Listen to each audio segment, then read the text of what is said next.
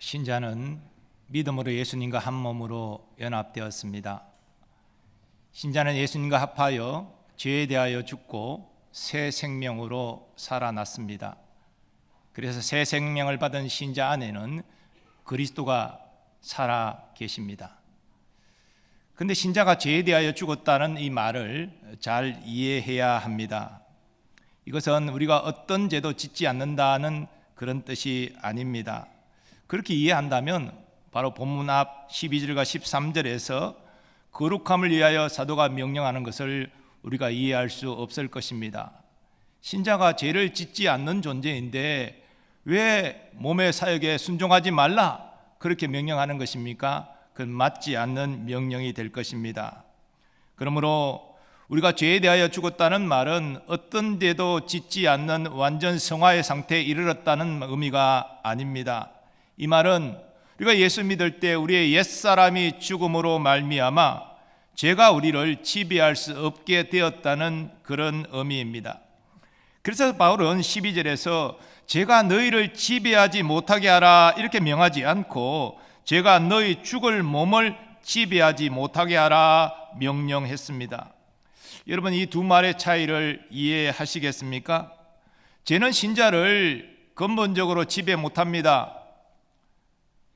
우리 죄책을 가진 옛사람이 이미 죽었기 때문이고 신자 안에 그리스도가 사셔서 신자를 지키고 계시기 때문입니다. 하나님께로부터 나신 자가 그를 지키심에 악한 자가 그를 만지지도 못하느니라. 여기 하나님께로부터 나신 자가 예수님이십니다. 예수님이 신자를 지키시기 때문에 악한 자 곧 마귀가 우리의 인격, 우리 자신을 지배할 수 없습니다. 사도 요한은 이 사실을 만지지도 못하느니라 이렇게 표현하고 있습니다. 그런데 우리가 예수 믿을 때 구원받았지만 아직 완전한 구원에 이르지 못했습니다. 특별히 몸의 구원을 받지 못했습니다. 우리 몸의 구원은 예수님이 재림하실 때에 부활의 몸을 입음으로 이루어집니다. 그때까지 우리의 죽을 몸을 죄가 지배하려고 애를 쓰는 것입니다. 우리의 인격을 지배하지 못하니까 우리의 이 죽을 몸을 지배하려고 애를 쓰고 있는 것입니다. 그래서 바울이 죄가 너희 죽을 몸을 지배하지 못하게 하라 이렇게 명하고 있는 것입니다. 여기서 우리가 오해가 없어야 되는 것은 이 사도가 말하는 몸이라는 것은 우리 겉에 육체만을 말하는 것은 아닙니다. 사도가 말하는 몸은 하나님이 사람에게 주신 육신의 본능을 포함합니다. 육신의 본능은 하나님이 주신 것이기 때문에 그 자체로는 아무런 문제가 없습니다. 예를 들면 소유욕 자체는 모든 인간이 가진 것입니다. 그 자체가 악은 아닙니다. 하지만 이 소유욕이 지나치게 되면 죄가 됩니다. 또한 식욕도 문제가 없습니다. 그러나 식탐을 지나치게 하면 이것도 문제가 되는 것이지요. 마귀는 정상적인 우리의 욕구를 자극하고 왜곡해서 우리로 범죄케 하여 우리의 죽을 몸을 지배하고자 하는 것입니다. 그러므로 사도는 그런 일이 일어나지 않도록 몸의 사욕에 순종하지 말라, 죄가 너의 몸을 지배하는 것을 거부하라, 그리고 너의 몸을 적극적으로 의의 도구로 하나님께 드리라 이렇게 명하고 있는 것입니다. 먹든지 마시든지 무엇을 하든지 내 안에 계신 예수님의 뜻을 따라서 하나님의 영광을 위하여 살아가는 우리가 되기를 소망합니다. 그리고 바울은 오늘 본문 14절로 나아갑니다. 죄가 너희를 주장하지 못하리니 이는 너희가 법 아래에 있지 아니하고 은혜 아래에 있음이라. 이 말씀은 로마서 6장에서 그리스도와 연합을 논정하는 바울의 결론과 같은 말씀입니다. 그리고 본문 앞 12절과 13절이 증거하는 죄의 유혹을 물리치고 거룩하게 사는 것을 가능하게 하는 영적 원동력이 되는 말씀입니다. 무슨 뜻입니까? 지금 죄가 우리 죽을 몸을 주관하려고 애쓰고 있지만 우리가 법 아래에 있지 않고 은혜 아래에 있기에 죄를 물리치고 거룩한 삶으로 하나님께 영광 돌릴 수 있다는 것입니다. 자, 그러면 은혜 아래에 있다는 것이 무슨 뜻입니까? 우리가 은혜 아래에 있다는 것은 하나님의 은혜 아래에서 살아간다는 것이고 하나님의 최종적인 판단과 심판에 있어 은혜가 적용된다는 것입니다. 이러한 의미를 더 선명하게 이해하면 법 아래에 있다는 것의 의미와 대비하면 됩니다. 법 아래에 있다는 것은 법을 지켜야 될 의무가 있다는 것이고, 마지막 하나님의 최종적인 판단과 심판에 그 법이 기준으로 적용된다는 것입니다. 유대인에게 있어서 법 아래에 산다는 것은 율법 아래에 사는 것을 의미합니다. 그러니까 율법을 지켜야 될 의무가 있는 것이고, 그 율법에 따라서 마지막 최종적인 판단과 심판을 받게 된다는 것입니다. 그런데 문제는 유대인이 율법을 지켜 구원받으려고 했는데 율법을 온전히 지키지 못했다는 것입니다. 야고보 장로는 율법을 지키는 것과 관련하여 중요한 말씀을 증거합니다. 누구든지 온 율법을 지키다가 그 하나를 범하면 모두 범한 자가 되나니, 99% 지키고 1% 어겼는데 모두 범했다, 죄인이다, 그렇게 율법은 정죄한다는 것입니다. 그런데 이 율법을 지키는 것은 유대인이 생각하는 것처럼 어떤 행동은 행하고 어떤 행동은 금하고 이런 외적 행동만을 의미하는 것이 아닙니다. 예수님은 율법을 지키는 자의 마음의 태도가 더 중요하다, 그렇게 가르치셨습니다. 즉 누구를 마음으로 미워하고 마음으로 시기질투하고 음란한 생각을 마음에 품고, 이게 다 율법을 어기는 죄라는 것입니다. 이처럼 율법은 일생 단 한 번만 마음으로 범죄해도 정죄합니다. 하나님의 준엄한 심판을 요구합니다. 이것이 율법 아래 있는 자의 모습입니다. 그런데 이방인들은 율법을 모르죠. 그러면 이방인들은 법 아래에 있지 않은 것입니까? 그렇지 않습니다. 저들도 법 아래에 있습니다. 저들은 율법이 아닌 다른 법의 기준에 따라서 행해야 되고, 그리고 그 기준에 따라 하나님의 최종적인 판단과 심판을 받게 됩니다. 그것이 무엇입니까? 그 법은 하나님께서 각 사람에게 주신 양심의 법입니다. 율법 없는 이방인이 본성으로 율법의 일을 행할 때에는 이 사람은 율법이 없어도 자기가 자기에게 율법이 되나니, 이런 이들은 그 양심이 증거가 되어 그 생각들이 서로 혹은 고발하며 혹은 변명하여 그 마음에 새긴 율법의 행위를 나타내느니라. 율법은 자연도덕법이지요.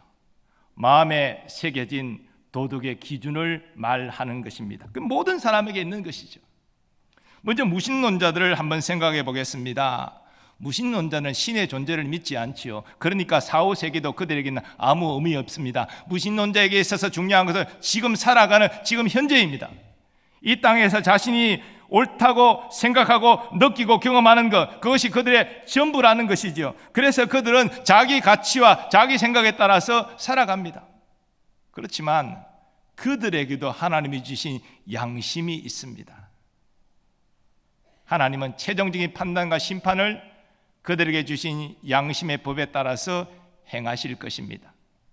또 신의 존재를 인정하는 유신론자들 중에서도 예수를 구주로 믿지 않는 이들이 있습니다. 타 종교인들, 또 창조주 하나님이 믿지만 하나님이 창조한 세계를 간섭하는 섭리를 하지 않는다, 믿지 않는 이신론자들도 있습니다. 이런 유신론자들의 공통점은 철저히 자신의 노력으로 신에게 다가가 구원을 쟁취하려 한다는 것입니다. 불교를 한번 생각해 보겠습니다. 불교도들은 끊임없이 자신의 욕심을 내려놓는 수행을 강조하죠. 그리고 다른 사람에게 선을 베푸는 것을 강조합니다. 그래서 해탈을 통한 구원, 또 다음 윤회를 통하여서 더 좋은 것으로 태어나는 것, 이런 것들을 소망하면서 그렇게 열심히 자기의 욕심을 비우고 선을 향하려고 노력합니다. 이슬람도 마찬가지입니다. 이 코란의 가르침에 따라서 철저히 살아가려고 합니다. 그리고 저들의 확실한 구원의 방편으로 신을 위해 싸우는 소위 성전을 강조합니다. 이슬람 그 교도들이 자살 폭탄 테러를 감행하는 이유는 신을 위하여 내 몸을 희생할 때 나는 가장 확실하게 구원을 받는다, 이렇게 생각하고 또 그렇게 가르치기 때문입니다. 이 모든 것들은 무엇입니까? 철저히 자신의 노력으로 신에게 다가가 구원을 쟁취하겠다라는 것입니다. 그러나 저들의 그런 노력에도 불구하고 하나님은 저들에게 주신 양심의 법에 따라서 저들을 판단하시고 최종 심판하실 것입니다. 그리고 또 한 무리는 윤리 도덕적인 삶을 추구하는 사람들입니다. 이들은 다른 사람의 해를 끼치지 않고 선을 행하면 천국에 갈 것이다, 구원받을 것이다, 그런 낙관적인 생각을 가지고 있습니다. 근데 안타까운 것은 예수 믿는다고 교회 다닌다고 하는 사람들 중에서도 이런 생각을 하는 사람이 있다는 것입니다.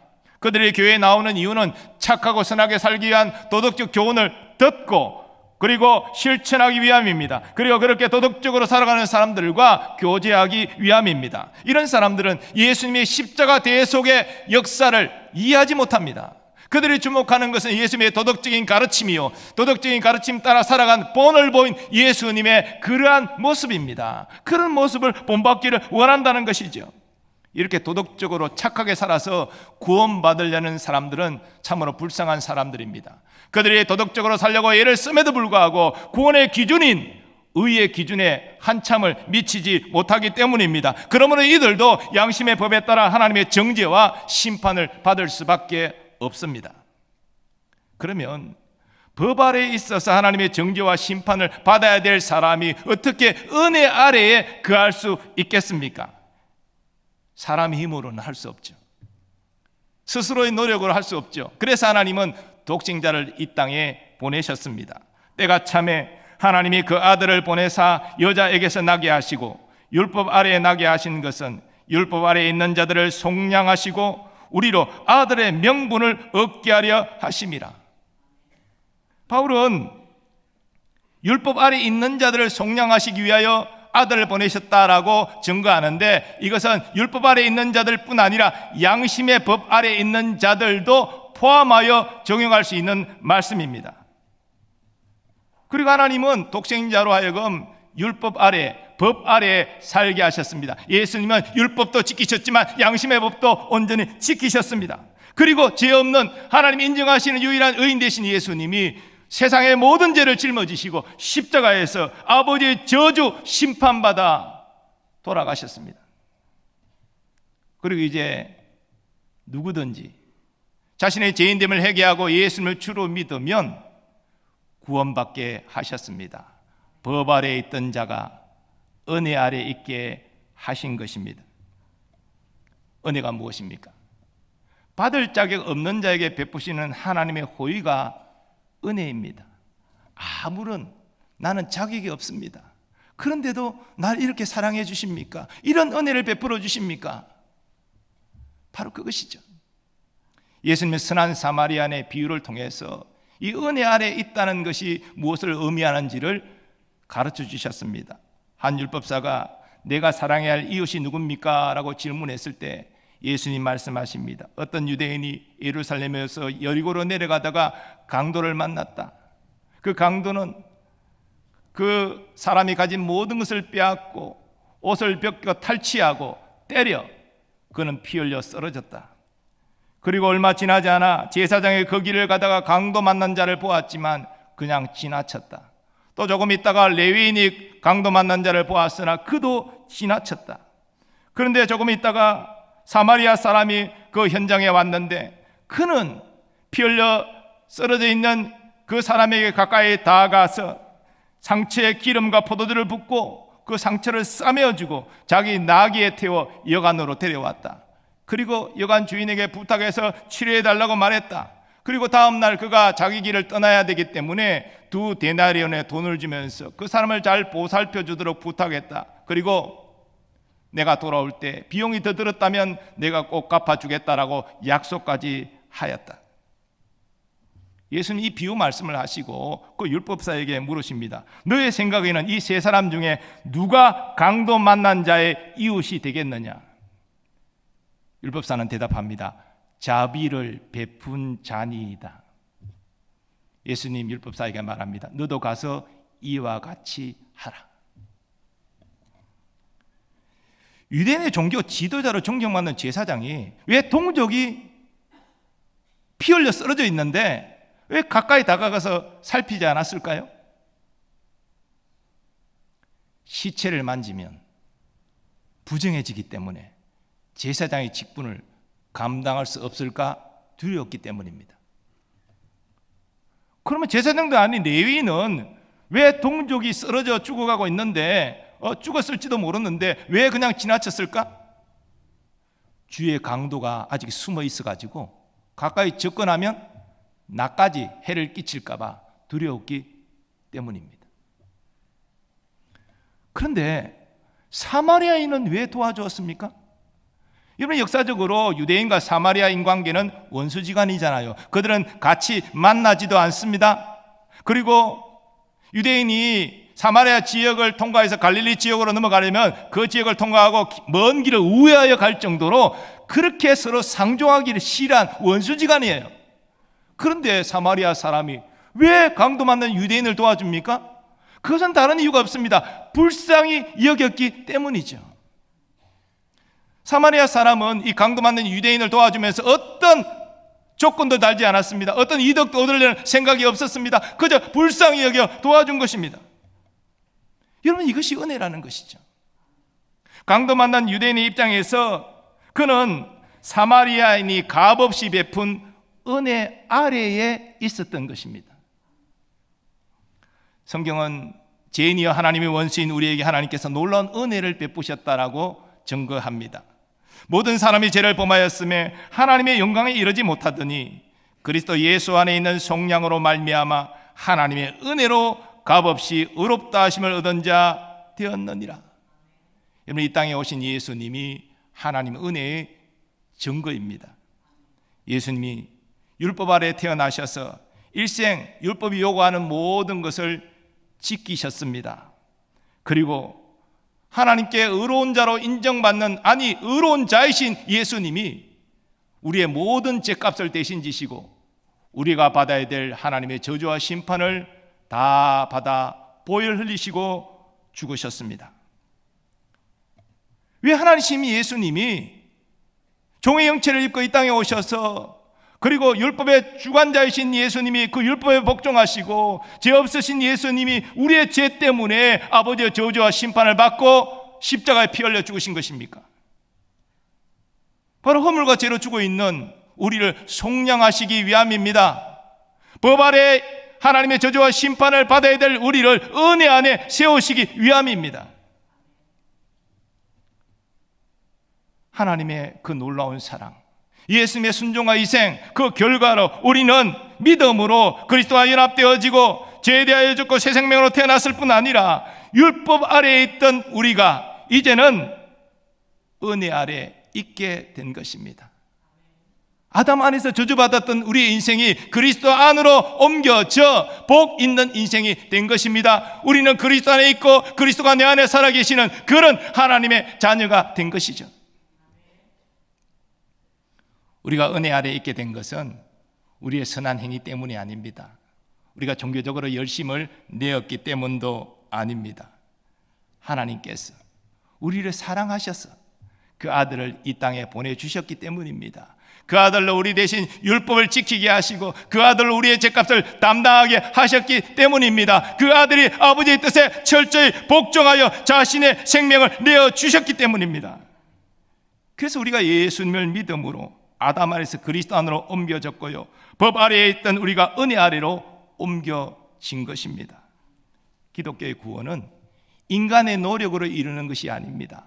신이 우리를 찾아오신 은혜의 결과입니다.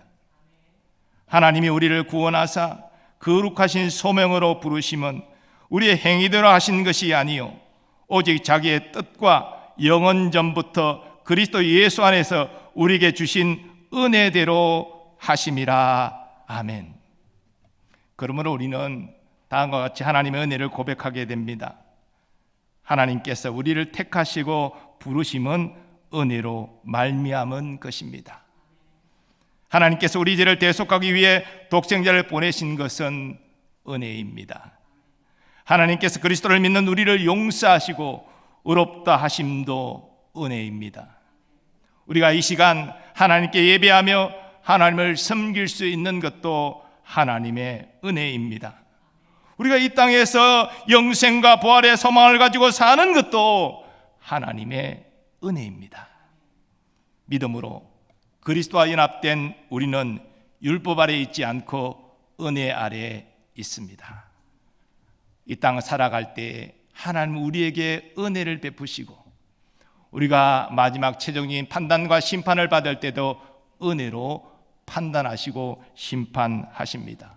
이 하나님의 은혜는 다음이 없습니다. 그 누구도 그 무엇도 하나님의 은혜에서 우리를 끌어낼 수 없습니다. 이 시간 우리가 하나님의 은혜로 예수 믿고 하나님의 자녀가 되었음을 확신하고 감사하는 우리가 되기를 원합니다. 또한 그 크신 사랑으로 우리가 법 아래 있지 않고 하나님의 은혜 아래에 있다는 사실을 확신하시고 감사하시기 바랍니다. 그리고 혹시 연약함으로 범죄했을지라도 즉각 회개함으로 용서받는 은혜 안에 거하시기를 바랍니다. 그리고 죄의 유혹을 물리치고 우리 자신을 거룩한 도구로 의의 도구로 하나님께 드림으로 은혜 안에 있다는 증거를 나타내시기 바랍니다. 또 은혜의 복음을 증거하여 사람들을 주님께로 인도하심으로 은혜 받은 자의 모습을 증거하시기를 바랍니다. 우리를 사랑하사 독생자 예수 그리스도를 통해 우리를 은혜 아래 있게 하신 하나님께 감사와 영광을 올려드립니다. 오늘은 종려주일입니다. 종려주일 기념하는 주일이죠. 예수님께서 작은 나귀를 타시고 예루살렘에 입성했을 때에 많은 유대인들이 운집해서 종려나무 가지를 꺾어 흔들면서 호산나 우리를 구원하소서 우리의 메시아여 우리가 당신을 환영합니다 그렇게 환호했습니다. 자신들을 로마의 지배에서 해방시킬 그 위대한 메시아가 오신다. 그들은 그렇게 믿었습니다. 그러나 예수님은 예루살렘에 입성하시면서 그 고난 주간에 자신이 당해야 될 수치와 모욕과 배척함과 그리고 마침내 제자의 배신을 당하시고 세상 죄를 지시고 아버지의 버림까지 받아 철저히 죽어야 된다는 사실을 아시고 입성하셨습니다. 그리고 하나님 아버지는 그 아들을 버리는 것이 우리의 구원을 위한 유일한 길임을 아시고 아들을 예루살렘에 들어가게 하셨습니다. 우리는 다 죄인이 하나님의 원수인데 하나님의 대적자들인데 이런 우리를 구원하기 위하여 어떻게 예수님 아시면서도 그 희생의 길로 들어가신 것입니까? 아들을 버려야 된다는 걸 아시면서도 하나님은 그 길을 가도록 이끄셨습니까? 종려주일을 맞이해서 이 모든 것이 받을 자격 없는 우리에게 베푸신 하나님의 호의 은혜임을 깨닫는 우리가 되기를 바랍니다. 그리고 적어도 이 하나님의 놀라운 은혜와 사랑 때문에 우리는 지금 법 아래에 있는 것이 아니라 은혜 아래에 있다는 사실을 확신하시기 바랍니다. 하나님은 우리를 하나님이 사랑하시는 자녀로 대하시기 때문에 우리에게 은혜를 주십니다. 우리 예배 중에 은혜를 주시고 우리의 삶의 문제 가운데 은혜를 주시는 거예요. 그 은혜를 삼아하고 그 은혜를 구하고 그 은혜를 누리는 여러분 되시기를 바랍니다. 우리가 육신적으로 연약해서 이 땅에 호흡이 끊어지는 날이 올지라도 하나님은 은혜로 우리를 영접하여 주시는 거예요. 우리가 했던 행위를 법의 잣대로 따라서 판단하시고 심판하신 것이 아니라 네가 나의 자녀이기에 내가 너를 예비한 이 나라로 너는 입성하라. 주님은 그렇게 우리를 은혜로 대해 주신다는 것입니다. 그래서 우리는 하나님이 예배하신 그 은혜의 나라를 바라보면서 천군 천사가 우리를 와서 영접하는 모습을 보면서 환한 미소를 지으면서 마지막 운명하게 되는 거예요. 그게 믿음의 결국이고 하나님 주신 은혜를 따라 사는 사람의 모습인 것입니다. 오늘 종려주의를 통해서 그 은혜에 대하여 감사하는 우리가 되기를 바랍니다. 그래 빚진 자로서 이제는 한편으로는 거룩한 삶의 모습을 통하여 한편으로는 이 은혜의 복음을 증거하는 모습을 통하여 하나님께 믿음으로 응답하는 우리 모두 되기를 간절히 소망합니다. 이제 우리 받은 말씀을 생각하시면서 찬양으로 영광 돌리고 결단하겠습니다. 은혜라는 찬양 함께 올려드립니다.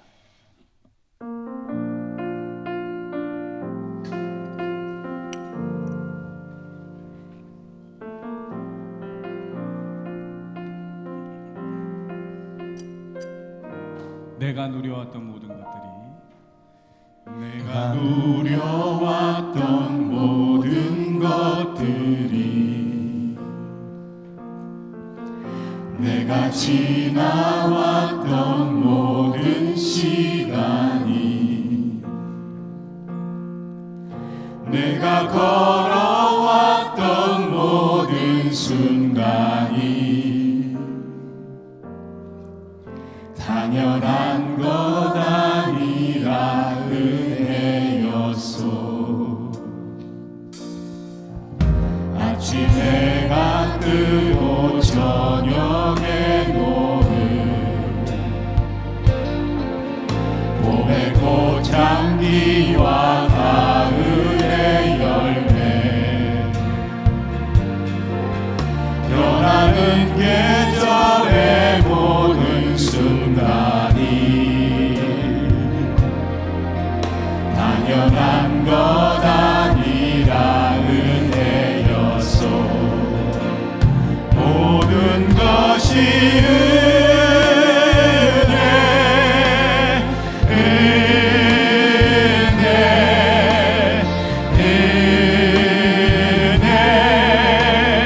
한없는 은혜 내 삶에 당연한 것 하나도 없었던 것을 모든 것이 은혜였소. 우리 다 일어나셔서 고백하고 은혜를 찬양하겠습니다. 내가 이 땅에 태어나 사는 것 어린아이 시절과 지금까지 숨을 쉬며 살며 꿈을 꾸는 삶 당연한 것이 아니라 은혜입니다. 당연한 것 아니라 은혜였소. 내가 하나님의 자녀로 살며 오늘 찬양하고 예배하는 삶 복음을 전할 수 있는 축복이 당연한 것 아니라 은혜였소. 모든 것이 은혜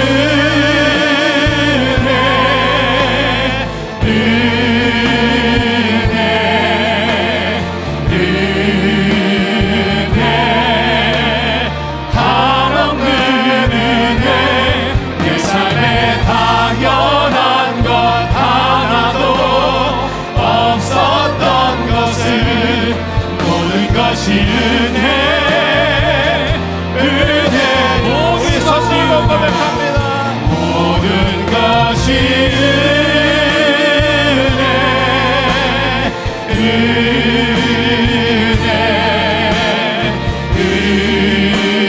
은혜 한없는 은혜 내 삶에 당연한 것 하나도 없었던 것을 모든 것이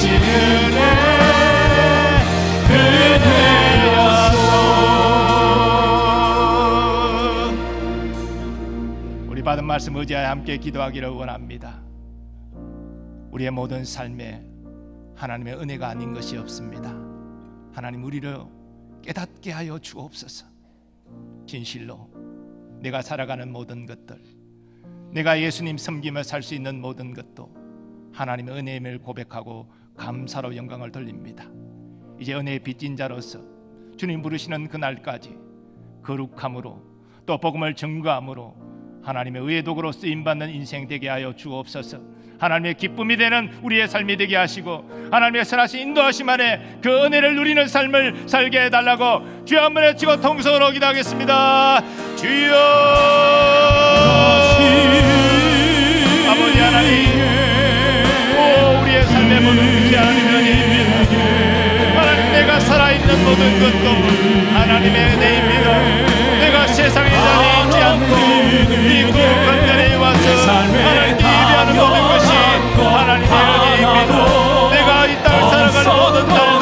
하나님의 은혜의 시간입니다. 아버지 우리가 이 날을 마치는 날 당대에 하나님 나라로 나갈 수 있는 것도 하나님의 은혜입니다. 주여 감사합니다. 아버지 은혜에 감사합니다. 깨닫고 감사하는 우리의 삶이 되게 하시니 아버지 입술로만 아니라 우리의 삶을 통하여서 하나님께 감사하는 우리가 되게 하여 주옵소서. 이 은혜의 빚진 자로서 하나님의 자녀답게 살기를 바랍니다. 한편으로 아버지 죄와 싸워 이겨 거룩한 모습으로 하나님께 영광 돌리게 하여 주옵소서. 이 은혜의 빚의 영광으로 하나님께 영광 돌리며 살게 하여 주옵소서. 아버지 은혜의 빚진 자, 은혜의 믿음으로 응답하는 자, 하나님 그런 인생 가운데 더 큰 은혜를 부어주실 줄 믿습니다. 우리가 일생 은혜를 삼아 그 은혜 안에 가기라고 합니다. 원수의 아버지여 그런 유혹에 아버지 우리가 넘어지지 않게 하여 주옵소서. 우리를 고발해 있지 않습니다. 우리 은혜 안에 있습니다. 하나님의 은혜 안에 우리를 걸고치고 인도하시고 마지막 날도 은혜로 우리를 위하실 줄 믿사오니 은혜를 붙잡고 승리하는 주의 백성들이 삶이 되게 하여 주옵소서. 은혜의 응답함으로 하나님의 기쁨이 되는 우리 모든 성도의 삶이 주여 되게 하여 주시옵소서. 우리 종교주의를 맞이해서 하나님의 은혜를 생각하면서 우리 은혜 안에 가도록 그 고난의 자리로 들어가신 예수님께 감사하면서 주여 내가 이제는 예수님의 전사를 내 안을 사시는 예수를 모시고 믿음으로 살겠습니다. 결단하며 나아가게 하여 주시옵소서. 거룩하신 하나님, 우리의 찬양의 고백이 하나님 한순간의 고백이 아니라 우리 일생의 고백이 되게 하여 주옵소서. 하나님의 은혜 아니면 우리는 살아갈 수 없는 존재입니다. 우리의 날마다의 삶도 또 주님을 섬기고 헌신하는 것도 그리고 이 땅에 우리가 가정을 이루고 살아가는 모든 것도 마지막 호흡이 끊어지는 날 두려워하지 않고 소망 가운데 천국을 바라볼 수 있는 것도 하나님의 은혜입니다. 은혜 안에 있는 우리를 생각하며 감사로 영광 돌리게 하여 주옵시고 은혜의 빚진 자답게 이제는 거룩함으로 은혜의 복음을 증거함으로 하나님의 기쁨이 되는 우리의 삶이 되게 하여 주옵소서. 마지막 호흡이 끊어지는 순간이 와도 그 은혜를 붙잡고 나아가게 하여 주옵소서. 두려움이 아니라 그 은혜로 말미암아 소망과 기대감과 기쁨으로 주님 나라를 바라볼 수 있는 우리가 되게 하여 주시옵소서. 하나님, 우리의 연약함이 있습니다. 그 모습 그대로 주님 앞에 나왔습니다. 이 시간 간절히 빌고 원하오니 우리의 육신의 질고를 치유하여 주옵소서. 우리의 상한 마음을 치유하여 주옵소서. 침체된 우리 영혼을 일으켜 세워 강건한 믿음으로 주님 회복하여 주시옵소서. 이 시간 또 간구하옵기는 우리의 자녀 손들을 위하여 기도합니다. 저들의 성장과 학업과 진학과 취업과 결혼과 잉태와 출산과 모든 것들이 주의 은혜 안에 있게 하여 주옵소서. 국방의 의무를 다하는 우리의 자녀들을 기억하시고 안전하게 지켜주시고 건강한 몸과 마음으로 가정으로 돌아올 수 있게 하여 주시옵소서. 또 주의 은혜에 감사함으로 헌신하는 주의 일꾼들을 기억하시고 하나님 더 큰 은혜와 사랑을 부어 주옵소서. 선교사님들 그 가족들 지켜보아여 주시고 열악한 환경 가운데서도 복음의 능력을 의지하여 하나님 담대히 귀한 사명 감당할 수 있게 하여 주옵소서. 우리나라 우리 민족의 긍휼과 자비를 베풀어 주시사 여호와를 경외한 나라와 민족 되게 하여 주옵소서. 우리 조국 대한민국이 공평과 정의가 하수가 채르게 하시고 하나님의 사람들이 이 거룩한 일에 주님의 선한 도구로 쓰임받게 하여 주옵소서. 남북의 평화 복음 통일을 속히 이루어 주시고 이산가족의 눈물을 기쁨으로 바꿔 주시고 남북의 성도들이 드디어 한자리에 모여 하나님을 예배할 수 있도록 또 한마음으로 선교의 귀한 사명 감당할 수 있도록 주님 복 내려 주시옵소서. 이제는 우리 주 예수 그리스도의 은혜와 하나님 아버지의 무한하신 사랑하심과 성령님의 역사하심과 교통하심이 은혜의 빚진 자임을 다시 한번 생각하고 은혜 베푸신 주님께 감사할 뿐 아니라 이제는 은혜의 빚진 자답게 거룩함으로 은혜의 복음을 증거함으로 하나님의 기쁨이 되기를 원하는 모든 주의 백성들의 삶의 범사 위에 이제로부터 영원까지 함께 하시기를 축원하옵나이다. 아멘.